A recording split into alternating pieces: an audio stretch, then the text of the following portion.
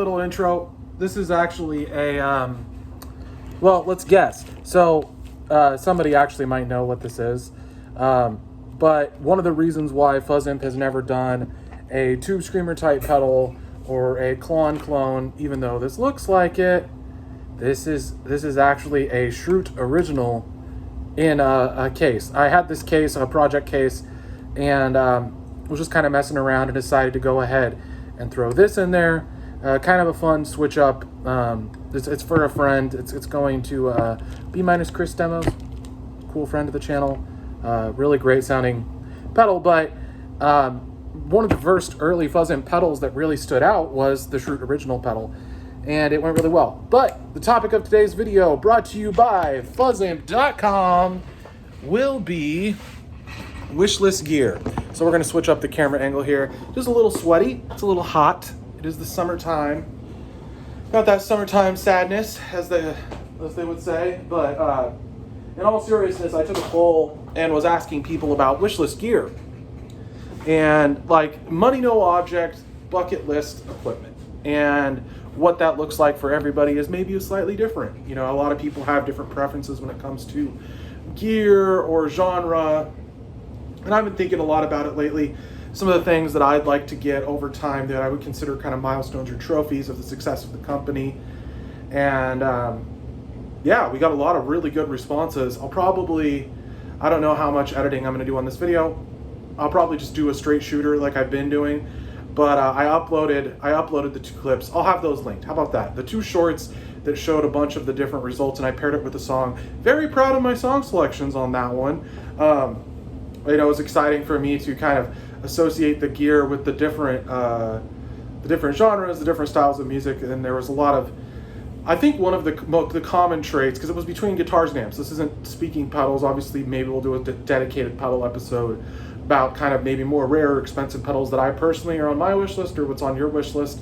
And I thought it would be fun to start that with kind of a clone. And a lot of us really make concessions when it comes to our equipment, where it's like, okay, maybe I want a old Plexi, but I'll use a Marshall in a box and a Hot Rod Deluxe, or you know, I'll use a whatever pedal and a PV Classic 30 or something like that, right? And that's what I did when I was first starting. My first tube amp was a PV Classic 30, really good pedal platform, had a slightly better distortion sound than the Hot Rod Deluxe of its era.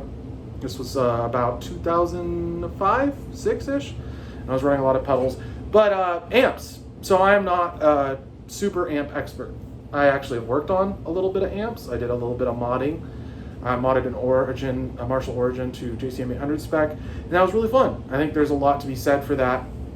Oh, also on the recent video, I was saying silicone, not silicon diodes. Forgive me for my mispronunciation. Didn't mean to make a big fuss out about it, but I think it made for a fun little back and forth with the customers. Made a video that did pretty well, talking about just pronunciation of different words. So hopefully that was mildly entertaining, but let's get to some of the results. I feel weird without a guitar in my hands in these videos, even if I'm not playing it. Anybody else? I don't know. It just feels like if I'm going to talk about equipment, I need to have equipment in my hands. Well, let's talk about amps for a second, and then we'll get into guitars. In case this episode runs long on the amp side, might do a whole episode just about guitars. So, when I was younger is probably when I was accumulating and swapping the most gear. As an adult, I definitely slowed down a lot more. I think it's because I kind of had already owned and tried a lot of the things that I wanted. But yeah, tube amps, I guess I had a few. I had a Black Star that was pretty sweet. I had the PV Classic 30, like I mentioned. I had a Carvin MTS 212 combo, which is kind of like a JCM 900 thing that was really cool. I've had an Orange Rocker 30. That was probably the nicest tube amp combo that I've ever had. I've had nice heads with cabinets, and that's kind of a different thing on its own. But yeah, a lot of stuff. So I think one of the common trends that I saw in all the responses that were tube amp related is almost always was some kind of head that was high wattage. And it's on a lot of people's wish list, but the logistics of, and then now I have friends definitely that have, you know, studio spaces or garage spaces or jam spaces where they can really crank those amps up, or they have attenuators that 2 notes or whatever.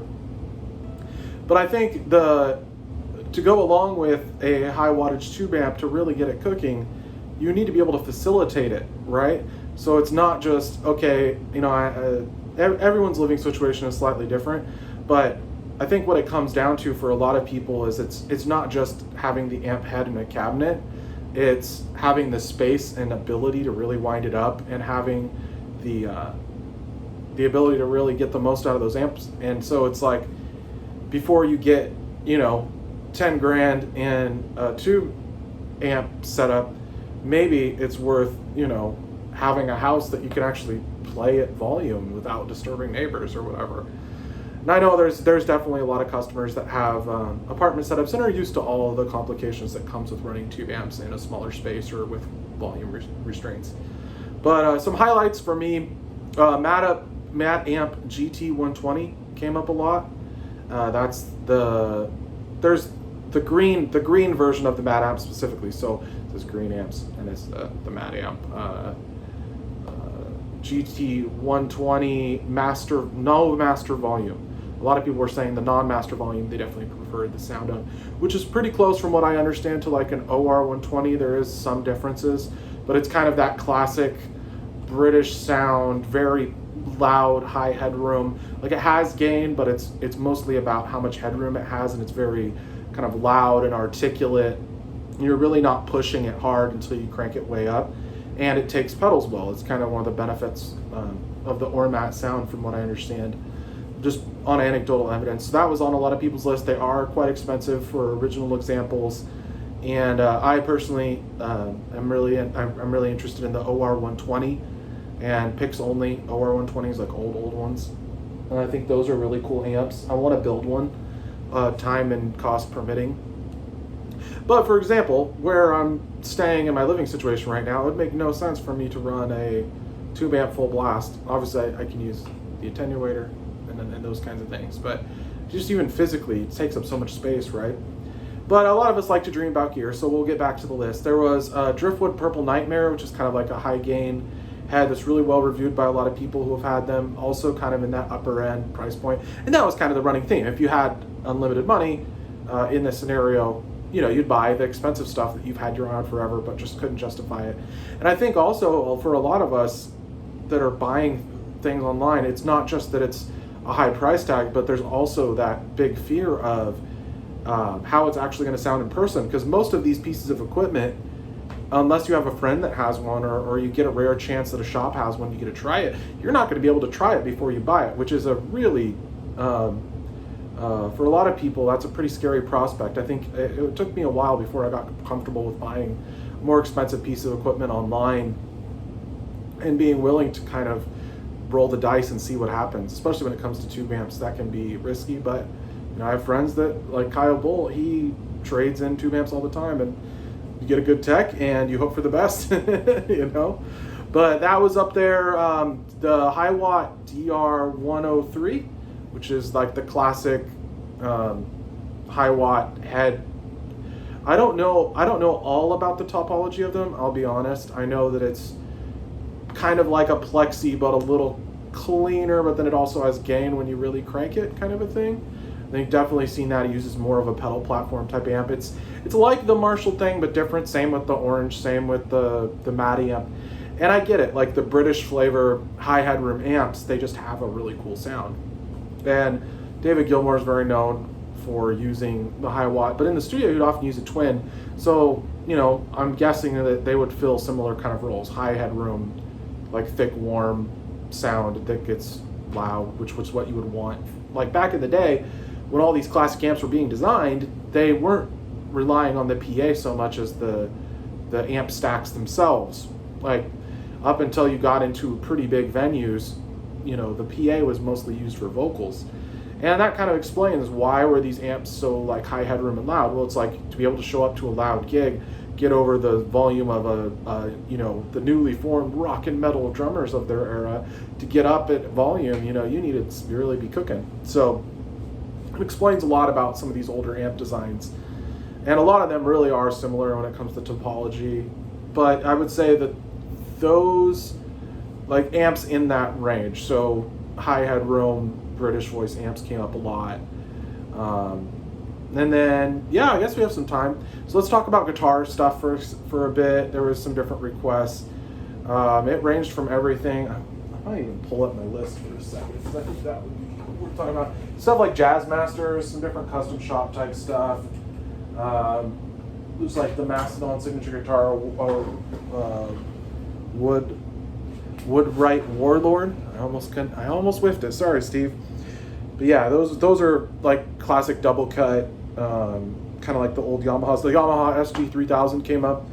It's really what a lot of those are based on. The first acts were kind of based on those, and a lot of those kinds of amps. Yeah, I'm looking through the pictures that I was linking up. So we've got those. There's some kind of cool oddball stuff, like the Epiphone Airstream guitar that came up. That was a cool one. Parker Night Flight. Old Parkers are really cool. Certain models definitely are selling for a high premium. The company doesn't exist anymore as far as I know, and most of the really cool models have been out of production for 20 years almost. I always was really stoked and interested in the Adrian Belew Line 6 equipped one because it had a Variax stuff, and from what I understand about the way that deal worked, I think that Parker ended up having to buy like a donor guitar, take all the electronics out and put them into this signature guitar. So that would have been a lot of commitment, a lot of like finessing to make that all work. And it had like MIDI, Roland MIDI equipped, piezo bridge pickup, had custom DiMarzios, and it was made out of carbon fiber resin or whatever they were made out of. That was one of the cool things about the Parkers. Really lightweight because it's mostly, I think there is some wood involved, but it's like a lot of epoxy and carbon fiber. This is kind of the construction that makes it so light. It's some really interesting design choices. Things like frets glued instead of slotted in place. And I think the thought there was that they would wear down the fretboard less or something. Really interesting guitars. I played some of the cheaper models that are more traditional. They're basically like a traditional wood guitar with a wood neck. Still really ergonomic and lightweight. Had a lot of features and coil tap stuff. Used to be able to, I think the Nightfly was the model that was talked about, and that was a really cool one that I've personally checked out before and thought were really cool. I think those instruments are really neat. I don't think I saw any Ernie Ball stuff. So let's talk about some of my wish list things. And I think first and foremost, before I get into any wish list stuff, I want to have the ability to facilitate it. Even at my old apartment, I had both the ability to be super loud and I had a lot more space. So assuming in this scenario that my first priority, the place where I'm putting all this stuff and I have access to it and I have the time, assuming, the assumption would be if I have all this stuff, the company's probably really busy and successful, which is good. Fuzzimp is doing well, and then I would have all these things. But I think for me, similar kinds of things like I've kind of touched on. I like old Marshalls, so stuff like a Super Bass would be really cool. Old Plexis, JCM 800, and then I would skip up and I would have like a DSL or TSL heads. Those are really super good. I kind of want a JVM. I know the DSL and TSLs cover a lot of that higher gain ground that are good with the modern Marshalls. Maybe a Silver Jubilee or what is the one that Satriani played? It's not a Silver Jubilee. It was an anniversary, a 30th anniversary model or something, I think it was called. It had like a totally different sound to it. All those would be cool. I'm a really big fan of the Marshall stuff. I have been wanting for ages to have a real 5150. So like either a block letter, a 2, any of the EVHs, like an EVH Stealth would be really cool. Even an Iconic would be really cool. I like that sound from my experiences in person on recordings and on modelers. I like the Mesa stuff. I very nearly ended up with a Mesa Lone Star 212 combo, which is kind of like a Fender, like a true Fender clean, warm clean with close to like the old school rectifier sound in the gain channel. Really cool amps. They actually can be had for somewhat reasonable. But yeah, so like old rectifiers that sound really good. Maybe a Mark V. I don't have a super desire for any of the really vintage Mesa stuff that sells for a lot, like old Mark IIc pluses. I mean, the JP2C exists. Assuming I had all the money in this scenario, that would be a good counterpart to what I would be looking at. I would like to try a Mad Amp. Science Mother, that came up as a customer request, and that is probably the best modern amp that has a vintage voice that I've ever heard. Definitely well worth the price point. I was playing at the Pedal Expo. They had the whole rig with ears and the pedal preamp, and they were shooting them back and forth. But even just hearing how the amp reacted as I was playing with the different controls, I was surprised. Like, you could really pile on the gain, and it was usable gain that sounded really modern if you wanted it to, with minimal tweaking. So the Science Mother would be high on my list. It definitely has that thick low end that you would really want for kind of drone and doom kind of applications. I think that was something I was really impressed by, and it had escaped my mind for a second that was one of the options, and I really liked that amp head, and I think that is one of the best modern heads for the money that you can get. Even though they are pricey, I mean, you're paying for a certain level of quality, and that's kind of what comes with all this equipment, really. And even fuzz amp, is not the same price as budget pedals. I try to use higher end components, really nice cases that are going to be durable. All the manufacturing methods and the hardware that I use is very carefully chosen to be long longevity. I think that's super important, especially since there's so many budget alternatives on the market. So, quick plug for fuzzamp.com. But yeah, amps, I think that about covers it. I don't want a ton of the oranges. I would like maybe an old OR120 picks only, just because they look cool, they are cool, they're really overbuilt, some of the best engineering and amplifiers that ever took place. And that's kind of what I lean towards. I don't Vox stuff. I kind of want to mess with the Vox stuff for a Z-Rec, a Dr. Z Z-Rec, which is kind of like the Trainwreck clone. That's a little on that Voxy, chimey kind of thing. The Brad Paisley signature amp. That has sounded really cool to me. I've been obsessed with Brad Paisley since the album Play came out. Even a little before that, I was starting to realize, oh, he can really play guitar. This is really some really neat stuff, and he's a big gear nerd. And I think that was really cool to find out. Guitar-wise, I've owned a lot of guitars. I've owned a lot more guitars than I've owned amps, and I can speak a lot better on guitars and kind of what I know, what I like, and those kinds of things. And I was thinking about this for myself. I know one of the best guitars I've ever had that I don't talk about enough is I had a USA Jim Root Strat. So, mahogany body. It looks like a Strat, like when you just look at it. But it's got two EMGs, a three-way switching, a single volume knob, locking tuners, ebony board, compound radius, and it's a mahogany body, maple neck, pretty standard, but the feel of the neck profile was perfect. It's a little thinner shredder, I think more of like a Charvel neck, and then it's got the compound radius that's pretty flat. I think it's a 12 to 16 or 10 to 16. I can't remember what they set it up as. It's been a little bit, but just the feel and the immediacy and the whole, and it's a hardtail, the whole combination of those specs, that was one of the most perfect instruments I've played. I kind of miss my old Petrucci models sometimes. I think about, I had a JPXI 7. I think I would like it better as a 6-string. I think I went through this phase of playing 7 and 8-string guitars, and my writing just never was that much better on those extended range instruments, even though I like metal and I like metalcore, and I played them for years. I started playing 7-string, I would say, in about 2008, that sounds right. Then I got my first 8-string around 2010 or 11. So I started, it was around. It wasn't like it was super new. I forget what year the RGA 8 came out, and then Schecter started making some, and Kiesel started making some. But anyway, I would like to try more Ernie Balls in the 6-string configurations. I really like the Ernie Ball Music Man Mariposa.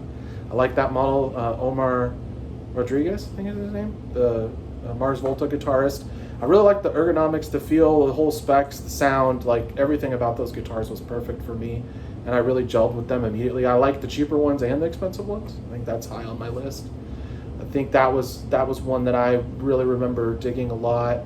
I'd love to have, one of my obsessions ever since I played an EGC baritone electrical guitar company, which are usually definitely aluminum necks, sometimes all alu builds, sometimes lucite, like clear acrylic looking, or wood bodies. But definitely the aluminum neck with the aluminum body feels and responds totally different than anything I've ever played compared to traditional guitars. And I think that was really interesting to me because there's so many guitars. Like, you can get really nice used Schecters and LTDs and Ibanez's if you look around, you can find really good examples that are cheap, really functional metal guitars that play extremely well, intonate super well, come with good pickups, or cheap to upgrade electronics, right? You've got all these options. And so I think those are definitely high on my list, and that's what I played for a long time, was things like Schecters and LTDs. And I really like those. I like all the Fender stuff. I've had tons of Strats, a few Tellys, not nearly as many. I don't think I've ever owned, maybe I've only owned 1 or 2 USA Tellys, but then I have, the one I play now. When I was first started doing a lot of demos, I had a Squier Jim Root Telly that I really loved. Like, it just was a perfect instrument. Like, my playing ability wasn't above the level of my equipment, meaning like it was capable of a lot more than I was able to put into it sonically. And I think that's something that I learned about owning a lot of higher end gear and trying a lot of higher end gear, is that eventually you get to a point where it all just kind of sounds like you, and it's whether or not you're having to fight that instrument or not. And I think that's kind of a good place to end it, is just that thought that, be happy and grateful for the equipment you have. And, if it means a lot to you, don't be afraid to save up and finally acquire that dream piece of gear. I mean, there's always going to be more gear. I think one of the things that I got into when I was younger was I would just go into a music shop and just buy whatever was the cheapest, like the best, whatever was the best deal, and whatever sounded like kind of fun in the moment. And I would try other things and save up from time to time, but I never was that guy that would save for like 3 to 6 months and buy one high-end piece of gear, except for one exception. When I was 16, I worked a whole summer, and I went and bought my Allen Holdsworth Fat Boy and Cobalt Acoustic. The game plan originally was $2,000 on a Les Paul Standard Faded or Carvin Steve Vai Legacy Full Stack, because they were all around that same like $2,000 price point. But when I showed up to the Carvin store in Sacramento, I ended up with that instrument. But I think for me, I'm getting to that stage in life where I don't just need a bunch of guitars to have guitars. This is my only main guitar right now that I'm using, and it works great. It does everything I need. It's super functional, and it doesn't have that many bells and whistles, but it plays in tune, and it stays in tune, and it sounds good. So now that I'm getting to that stage in life where I am looking at things that are higher end and things that are more interesting to me as a player, I think I'm looking at stuff that's a little more high end and trying to decide what I want to do as I get into this later chapter in life. Things that I might want to hold on to for a while, not just buy something, selling it a month, 2 months, 3 months later, but something I'm actually going to hold on to. Now, obviously, because I sell gear for a living, I don't really get that sentimental with any instruments or equipment. I'll kind of move it on as I have needs, because usually whatever need I have is a lot more important to me than, having that piece of equipment for too long. But yeah, I think that's a good place to end it. Let me know some of your bucket list money no object equipment down below, and maybe things you've owned in the past that you really like, you wish you hadn't got rid of, or things that you're maybe looking forward to owning in the future, or just kind of stuff you've been thinking about for years and just wish that you could get it. So I'm going to leave it there. So thanks, guys. Hope you all have a really good day. Check out fuzzimp.com. Hope you've been liking the video series, and we'll talk to you next time.